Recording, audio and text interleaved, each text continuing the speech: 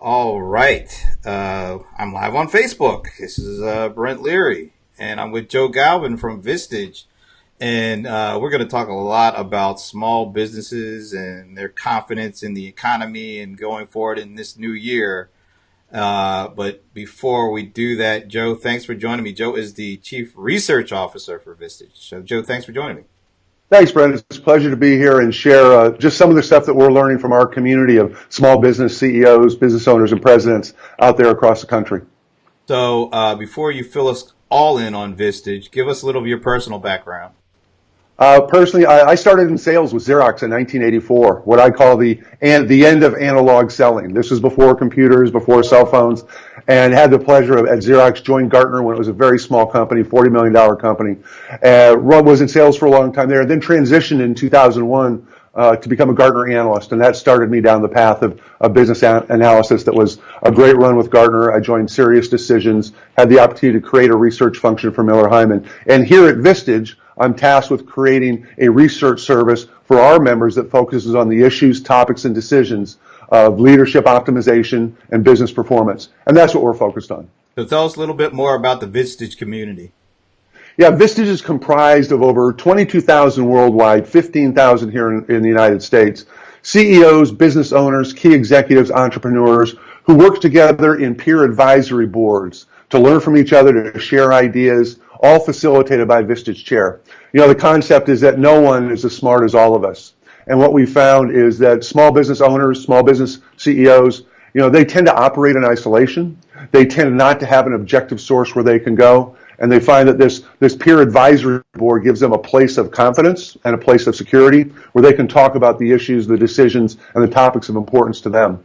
It's interesting that irrespective of the business, whether it's manufacturing or professional services or some other type of small business, the issues are the same, the challenges are the same, the types of things you have to understand are the same. It's just the context is a little bit different based on your business. And we find that our members outperform the peer group, the market, by 2.2 times. So this concept of having an external perspective is one that many of our members find valuable.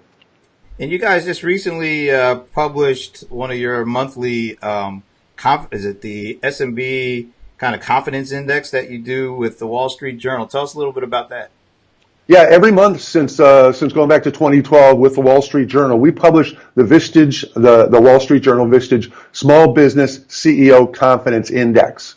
We get responses from between 700 and 800 of our small business we define as 20 million or less, asking them questions about your confidence in the economy, your plans to hire, your plans for investment, and then different questions depending upon what the topics are that sometimes lead to a Wall Street Journal article, but always feed into our understanding of what our members find is most important to them and where they're focusing their energies.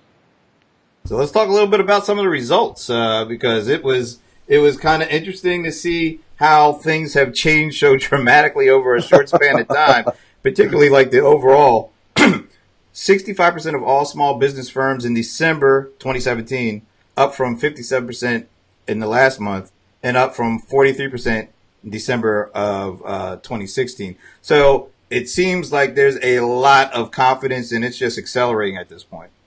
It's a remarkable and rare point in time when you've got still historically low interest rates.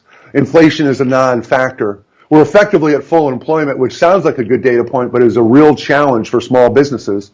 All come together along with now the changes in tax and regulatory and some of the other, legislative things that are occurring that is allowing this to be a unique time for small businesses. And what we found is that they are doubling down on their investments. We found that now is a time to borrow. Now is a time, easy access to capital, that we see our leaders, our CEOs going out and looking at where they can make these strategic investments today to drive the growth that is occurring now and into the future. It's a really positive time. If we compare this back to a year ago, like you mentioned, 65% of small businesses say their confidence is up. Last year in December, it was 43%. So there's a real surge of energy and a real surge of optimism in the small business community. And quite frankly, these are the good old days. We'll look back in 3 or 4 years and say, wow, 2018, those were the good old days. Yeah. Well, these are the good old days. We got to make it happen. Kind of ironically, though, when you look at the CEOs and the way they expect to gain in the economy, It seemed like they were a little bit more, or actually quite a bit more optimistic at the beginning of 2017 than at the end of 2017. Why do you think that is? Well, I think there was a surge. A lot of the things that people believe were going to happen, a lot of the different policy changes driven by this administration. I think now that we're into more of a reality set, and what is getting done and what isn't getting done, and what they think will happen and won't happen, is probably causing some of that shift. But I think it was also an artificial surge coming off the power of the election and the results and what they believed would happen today. 72% of small firm CEOs plan to hire more people in the next 12. Yeah. 72% are looking to hire. And that's a real powerful data point because it all begins with people. It's all about talent. Talent consistently comes up as the number one issue or topic our CEOs are wrestling with. And it really has got, there's two sides to it because while you're looking to add people and you want to add great people, you want to get the right people on the bus, so is everybody else. So what we found is that adding new employees begin with ensuring the employees you have are fully engaged. We've got data that shows that we're seeing CEOs increase their investments in training and development. Why? I want to ensure the people I have here are growing, engaged, and want to continue. We're seeing them boost wages. Why? Because when that phone call comes in to your number 2 or number 3 person, you want them to not even take the call. And we're also seeing expansion of benefits. So as the pressure and the talent wars become fiercely competitive, what we're finding is a strategy is to focus first on the people you have and then add to that. Another interesting point is that the most successful employees come from referrals of other employees, not dissimilar from business and referrals being really powerful. So as a platform to grow before you can add people, ensure the people you have are fully engaged and they will be your best source to find other people, especially in a small business when you're operating in a very local market, local economy. I like this one. 52% of CEOs plan increased spending on fixed business investments, the highest since mid-2012. Yeah, real surge. I mean, the time is now. One of our economists had commented that if you can sleep at night, you haven't borrowed enough money because interest rates are never going to be this low again. Access to capital and people wanting to invest in small businesses. Well, we're at a peak. Not to say it can't go higher, but where we are today, consequently, we've seen that investment shift. We see the shift in more investments in fixed assets, new equipment, new facilities, but also a big surge in technology. So one of the things I'm always interested in is also how do they view technology? How are they looking at this?